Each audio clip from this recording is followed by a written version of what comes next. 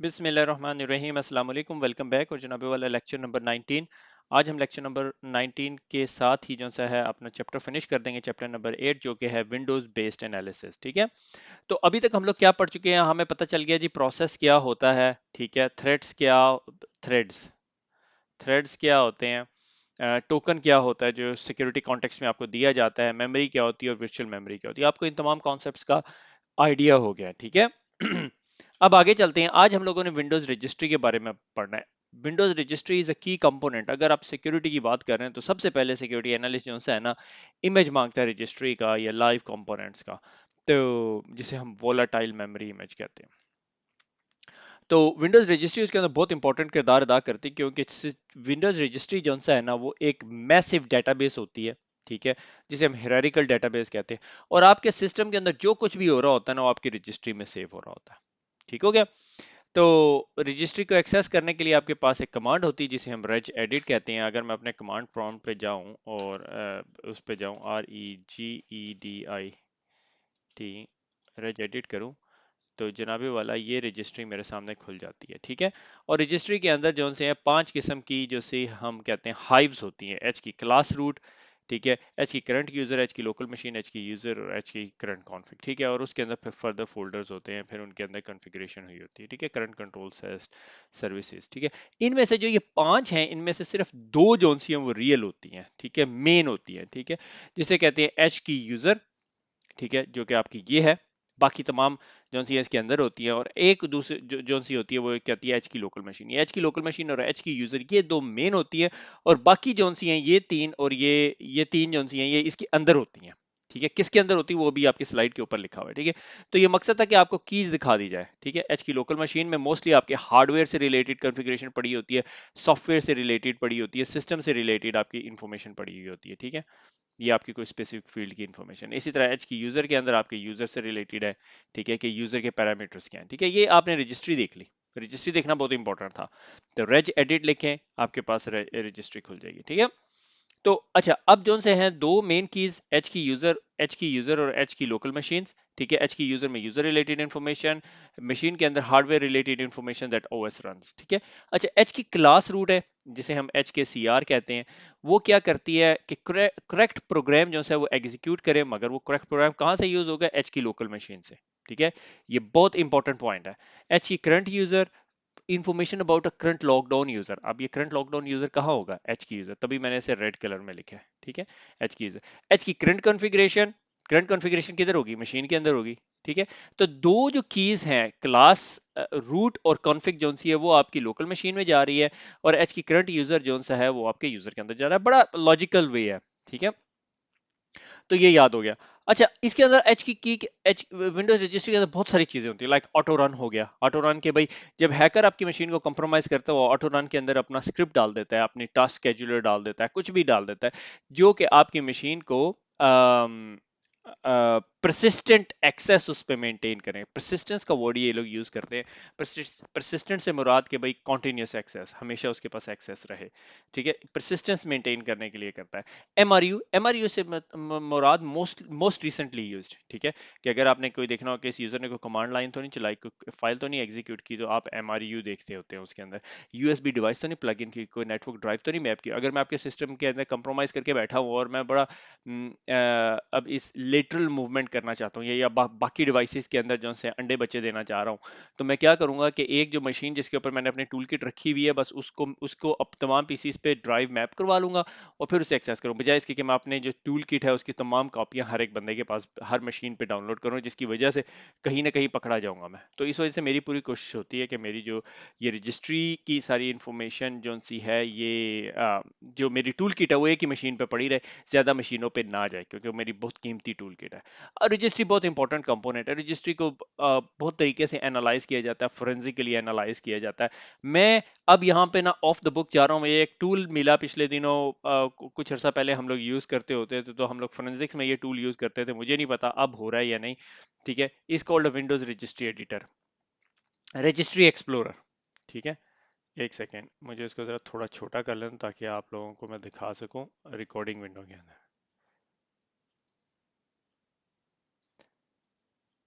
ठीक है, registry explorer, अगर आपने किसी सिस्टम का फोरेंसिक एनालिसिस करेंगे, अब हम फोरेंसिक्स की बात कर रहे हैं, सीसीएनए साइबर ऑप हम साइड पे निकाल गए, मैं सिर्फ आपको अंदाजा देना चाहता हूँ उसके अंदर क्या कुछ पड़ा होता है।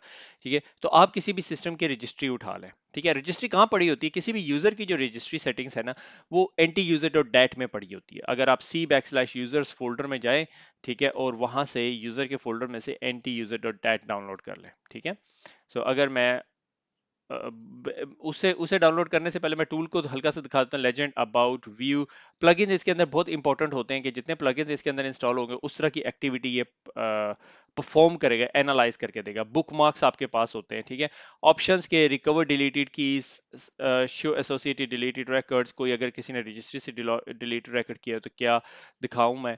ठीक है, शो हिडन की सारा कुछ। ठीक है, और फिर प्रेफरेंसेस के अंदर के भाई अगर आपने टाइम जोन चेंज करना है कि फॉर एग्जांपल आप बैठे हुए हैं पाकिस्तान में और आप फोरेंसिक एनालिसिस कर रहे हैं किसी ऐसी कंपनी का जो यूएस में बेस करती है, तो आप इसको यूटीसी में कन्वर्ट कर सकते हैं। ठीक है, ये यहाँ पे मैंने बच्चों का एक पीसी है उसकी जो सी है एंटी यूजर डॉट डैट रखी हुई। मैं इसमें बहुत डिटेल में नहीं जाऊंगा क्योंकि ये रियल मेरे बच्चों का पीसी है, तो I want to protect their information. ठीक है, तो इसके अंदर ये जो सा है टैंक यूजर के अंदर जो ये यूजर्स के एसोसिएटेड डिलीटेड फाइल्स या registry entries, I am not interested in this, I am interested in ये 18 बुकमार्क्स क्या है। ठीक है, तो 18 बुकमार्क्स के अंदर ये जो है मल्टीपल सब कीज पड़ी हुई है। ठीक है, मैं इनमें से हर एक के अंदर नहीं जाऊंगा। रन एमआरयू अगर उन्होंने कोई कमांड रन की हो तो लिहाजा किसी बच्चे ने ना बैठ के मोस्ट रिसेंटली स्टार्टेड प्रोग्राम जो किसी ने रन किया उसने जाके ये जो C:\1 रन करने की कोशिश की है, क्या था ये मुझे नहीं पता। ठीक है, इसकी कौन सी तारीख है जी, 25/11/2017 को उसने रन करने की कोशिश की है, 1 साल से ऊपर का स्टोरी होगी। ठीक है, इसी तरह टाइप्ड यूआरएल, अगर किसी ने यूआरएल खोला तो किसी बच्चे ने ये यूआरएल खोलने की कोशिश की है।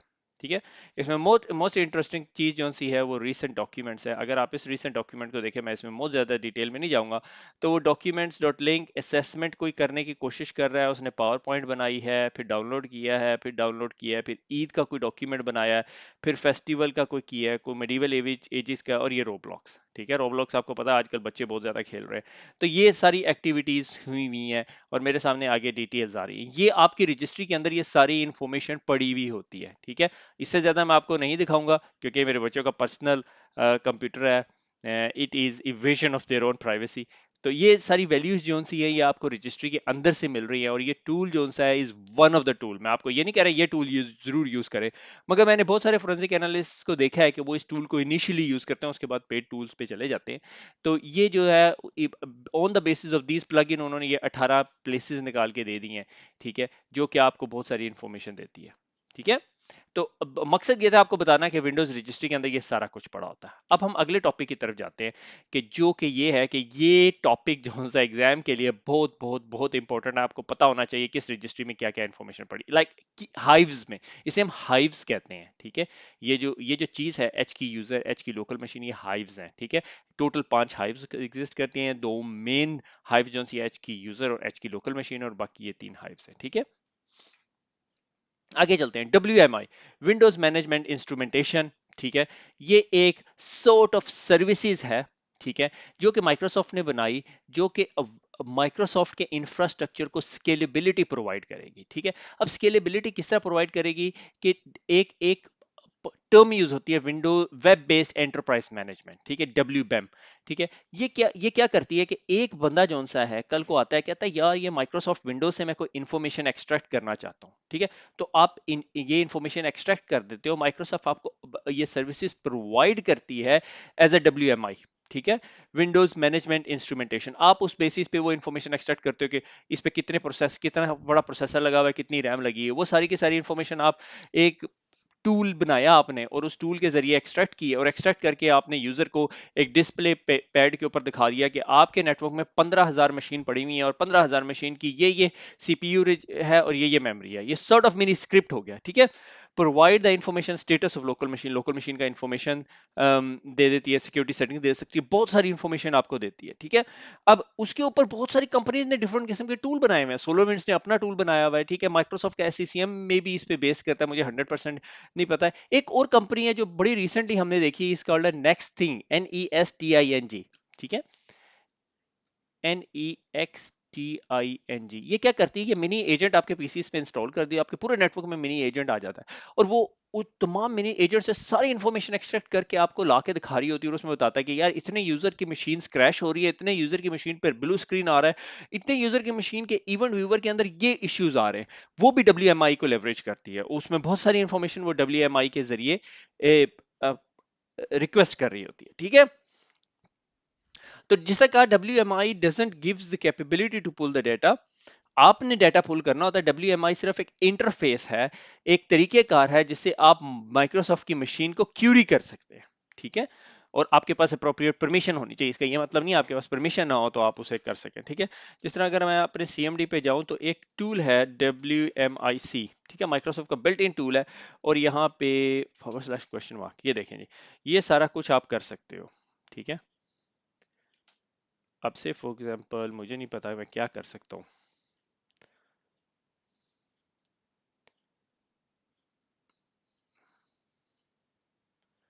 जैसे प्रिंटर को करते हैं, ठीक है। प्रिंटर /?, ठीक है। प्रिंटर लिस्ट निकालते हैं, ठीक है, लिस्ट। तो जनाबे वाला ये इसने कोई लिस्ट निकाल के दे दी है। ये 4 प्रिंटर इस कंप्यूटर पे, 4 या 5 प्रिंटर है। होल्ड ऑन, इसको एक और तरीके से कर सकते हैं। WMSI प्रिंटर लिस्ट,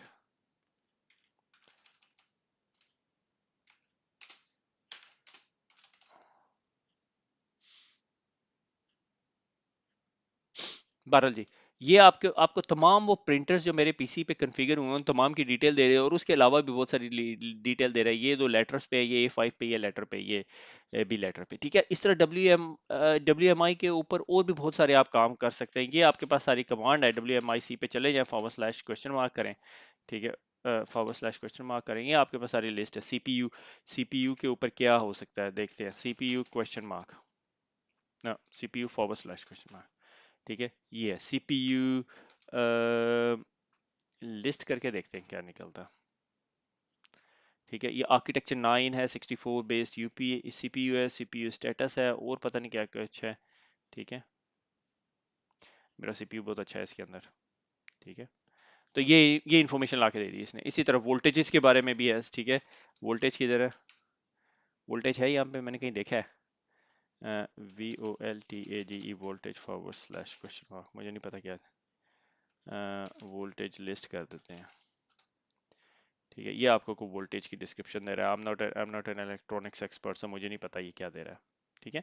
मगर ये सारी इन्फॉर्मेशन आप एक्सट्रैक्ट कर सकते हैं। तो बहुत सारे लोग हमसे ये क्वेश्चन पूछते हैं, सर कोई प्रोजेक्ट बता दें जनाबे वाला, ये आपका MS का प्रोजेक्ट है, आप एक छोटा सा एजेंट बनाएं जो ये WMI की 50 कमांडें रन करके आपकी सारी इन्फॉर्मेशन आपको सेंट्रलाइज मशीन पे दे दे।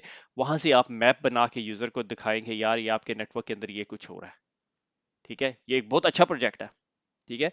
कि आप लोग बजाय इसके कि एक स्कूल के सॉफ्टवेयर ही बनाने लग जाए, हॉस्पिटल के एंट्री सिस्टम भी बनाने लग जाए, इससे बाहर निकल के देख लें, ये बहुत अच्छा प्रोजेक्ट का आइडिया है WMI बेस्ड, ठीक है। तो ये WMI होता है, ठीक है। इसकी क्या जरूरत पड़ती, क्यों जरूरत पड़ती है, डिपेंड अपॉन, ठीक है। ये एक टूल है। उसके बाद आ जाता है हैंडल। हैंडल जो सा ना समझाना थोड़ा मुश्किल है, ठीक है। हैंडल आप ऐसे समझ लें कोई एक ऐसी चीज है जो आपको किसी प्रोसेस पे होल्ड दे देती है, ठीक है।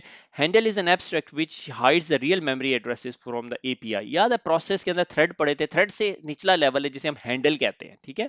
अगर मैं अपने टास्क मैनेजर खोलूं, ठीक है, टास्क मैनेजर, तो ये जो हैंडल्स है ना, ये हैंडल्स है, ठीक है।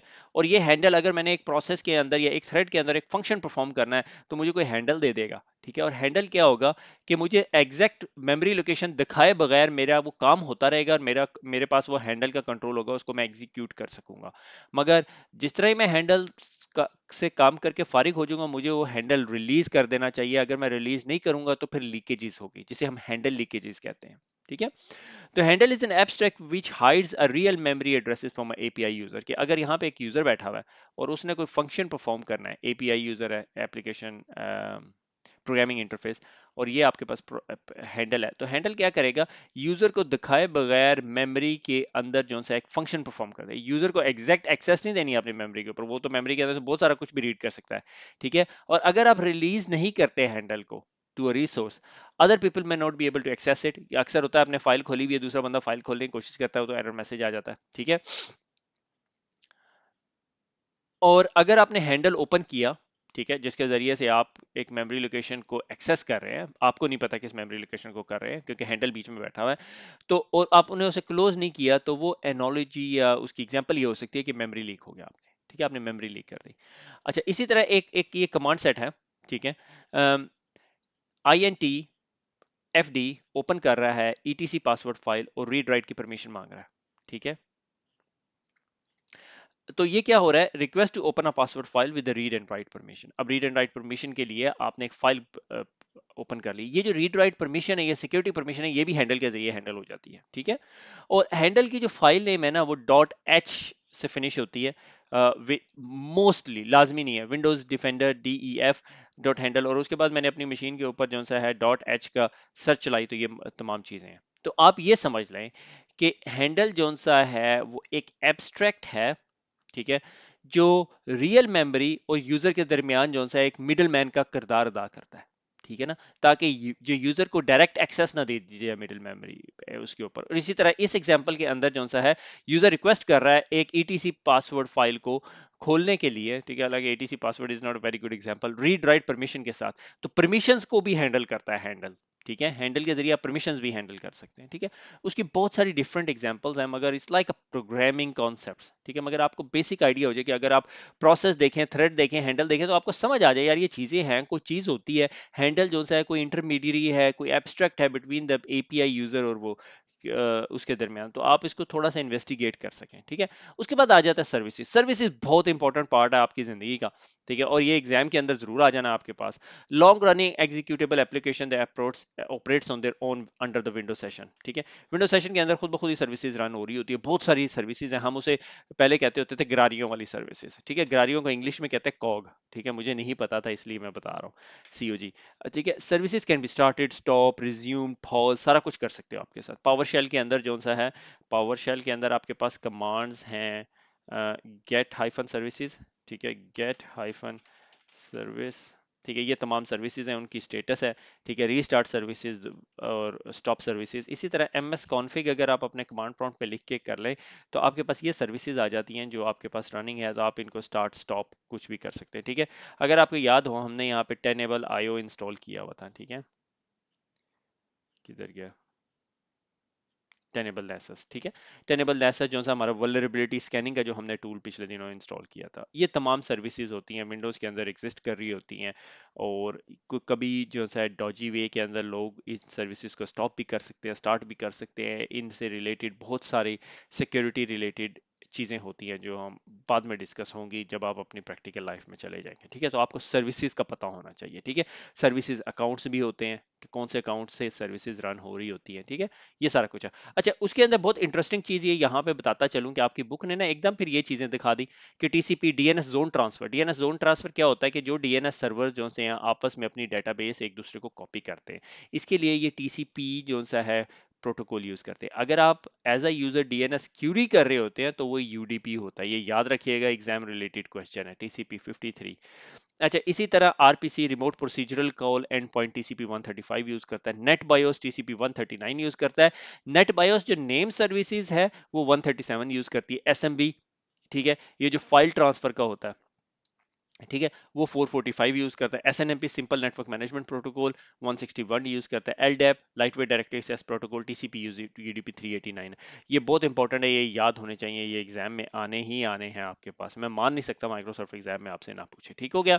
उसके बाद आ जाता है Windows event log. Windows event log जो सा है फिंगरप्रिंट है आपके नेटवर्क में, कभी कुछ हुआ, एक रजिस्ट्री और इवेंट लॉग, ये दो चीजें आपके हाथ आ जाए तो आपको पता चल जाता है हुआ क्या था आपके सिस्टम में, ठीक है। मोस्ट प्रॉब्ली ये हो सकता है कि जो बंदा है, जो मलिशियस यूजर है, वो जाने से पहले आपके इवेंट लॉग उड़ा दे, बहुत मुमकिन है, बहुत मुमकिन है। मगर आप अगर ऑलरेडी इवेंट ट्रांसफर कर रहे हैं टूवर्ड्स योर सिम सोल्यूशन, जिसकी मैं एग्जांपल देता हूँ, स्प्लंक है, एलियन वोल्ट है, अभी तक आपको सिम का बहुत अच्छी तरह आइडिया हो जाना चाहिए क्योंकि हमने बहुत सारे सिम पढ़े थे, ठीक है। तो सिम सोल्यूशन है तो वो आपको उसके पास ऑलरेडी डाटा आ चुका होगा, अगर वो जाके इवेंट वीवर से इवेंट्स डिलीट भी कर दे तो कोई मसला नहीं है। माइक्रोसॉफ्ट का इवेंट वीवर जो सा है वो जो सा है आप कंट्रोल पैनल से भी खोल सकते हैं, या EVENT VWR लिख के एंटर करते हैं तो ये आपका इवेंट व्यूवर खुल जाता है और इसमें बहुत सारी इंफॉर्मेशन पड़ी होती है। ठीक है, जब आप अपनी फील्ड के अंदर एक्सपर्ट हो जाएंगे तो आपको बहुत सारी चीजें पता होंगी कि आपने इवेंट व्यूवर में कहाँ से क्या चीज ढूंढनी है। ठीक है, नॉर्मली जब आप एज अ फोरेंसिक एनालिस्ट काम कर रहे होते तो आप एक टाइम लाइन के ऊपर काम कर रहे होते कि जी जुमेरात को सुबह 6 से लेके 8 बजे के दरमियान कोई इंसिडेंट हुआ तो 6 से 8 के दरमियान आप इवेंट्स देखना शुरू करेंगे, एनालाइज करना शुरू करेंगे, टाइम लाइन डिफाइन करना शुरू करेंगे, फिर उससे पीछे पीछे पीछे पीछे जाना शुरू करेंगे।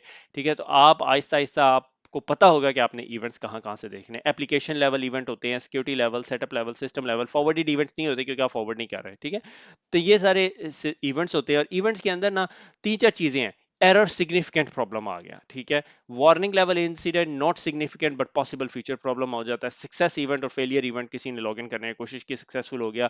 फेलियर इवेंट, लॉगिन करने की कोशिश की और अनसक्सेसफुल हो गया। ठीक है, तो ये failure success event. Event log के अंदर इतना सा बताया हुआ। इवेंट लॉग की अगर डिटेल में जाए तो बहुत कुछ है। माइक्रोसॉफ्ट इवेंट्स के बारे में जो सा है बहुत सारी इंफॉर्मेशन इंटरनेट पे पड़ी हुई है। बहुत सारी जगहों से आपको इवेंट मिल सकते हैं मगर उसके लिए आपको माइक्रोसॉफ्ट इवेंट एक्सपर्ट होना चाहिए। ठीक है, नहीं कि आपको इवेंट की डिटेल्स मिल रही हैं यहाँ पे मगर आपको पता होगा कि इवेंट की आईडीज कैसी हैं और यहाँ पे ना आप फाइंड का फीचर सेट यूज कर सकते हैं but it is not very very good find feature set. ठीक है, अगर आप कहीं फंसे हुए हैं और आपको इवेंट खोल के देखने पड़ गए वो अलग बात है, मगर आपको मोस्टली जो से हैं इवेंट्स अल्लाह भला करें इंपोर्ट करने पड़ते हैं सिम सोल्यूशन में अगर आप कोई सिस्टमेटिक एनालिसिस कर सकते हैं। और भी बहुत सारे टूल्स हैं जो अवेलेबल होते हैं मार्केट में। ठीक है, इवेंट आईडी अगर आपने डिटेल में देखनी है तो आप इस इवेंट आईडी को कॉपी करेंगे और पेस्ट करेंगे तो आपको पता चल जाएगा ये इवेंट आईडी क्या बता रही है और इसके अंदर ये क्या क्या डिटेल्स हैं। लॉगिन टाइप 5 क्या होता है, इंटरेक्टिव लॉगिन है या नहीं, टाइप 10 मेरे ख्याल में इंटरेक्टिव लॉगिन होता है।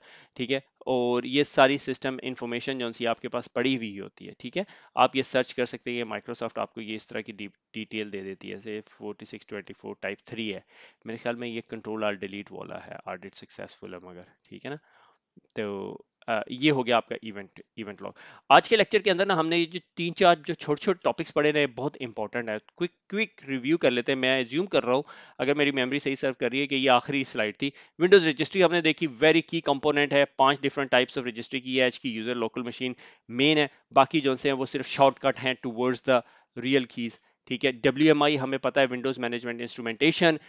आप क्यूरी कर सकते हो विंडोज की मशीन को to get the answer out. Handle जो से हैं एब्स्ट्रैक्ट है बिटवीन रियल मेमोरी और एपीआई यूजर के दरमियान। ठीक है, ताकि यूजर को डायरेक्ट एक्सेस ना दे दी जाए। Services long term running services है, हमारे पास बहुत सारी सर्विसेज है विंडोज के अंदर। Windows is a set of services जो विंडोज को चलने में मदद देती है। ठीक है, डीएनएस की सर्विसेज है, एसएनएमपी की है, एसएमबी की है और बहुत सारी सर्विसेज है हमारे सिस्टम के अंदर। फिर उसके बाद इवेंट लॉग, जो कुछ हमारे सिस्टम के अंदर हो रहा है, ठीक है, उसकी तमाम लॉगिंग इंफॉर्मेशन आपके पास आ रही है। डिबगिंग लेवल नहीं आ रही, वो डिपेंड करता है आपने क्या की हुई, हम उसकी डिटेल में नहीं जा रहे। और लॉग्स आपको विंडोज इवेंट व्यूअर में मिलेंगे। इट इज सजेस्टेड कि विंडोज इवेंट व्यूअर के लॉग्स जो हैं उठा के आप अपने सिम सोल्यूशन में रखें। अब सवाल ये पैदा होता है कि कौन से इवेंट लॉग करें, क्या तमाम यूजर्स के पीसी के करें? अगर ये करने लगे तो फिर बहुत बड़ी स्टोरेज चाहिए अगर आपके पास 5000 डिवाइसेस का नेटवर्क है। तो सजेशन मोस्टली यही होती है कि क्रिटिकल जो डिवाइसेस हैं उनके इवेंट्स जो से हैं वो तो कम से कम सिम में रखे जाए अपने पास। ठीक हो गया, तो ये आज का लेक्चर या जो चैप्टर नंबर 8 था मेरे ख्याल में ये आज हमारा फिनिश हो गया। बहुत ज्यादा टॉपिक्स हमने पढ़े मगर बहुत हाई लेवल पढ़े, ज्यादा डेप्थ में नहीं जाके पढ़े क्योंकि हर एक टॉपिक पे अगर हम बात करने लगे तो एक एक सीरीज बन सकती है, एक एक लेक्चर नहीं बनता। तो मेरे ख्याल में सिस्को नहीं चाहती कि आपको इतनी डिटेल में अभी बताया जाए क्योंकि ये फंडामेंटल कोर्स है। तो खुश रहें, दुआओं में याद रखिएगा, फिर मुलाकात होगी। अल्लाह हाफिज।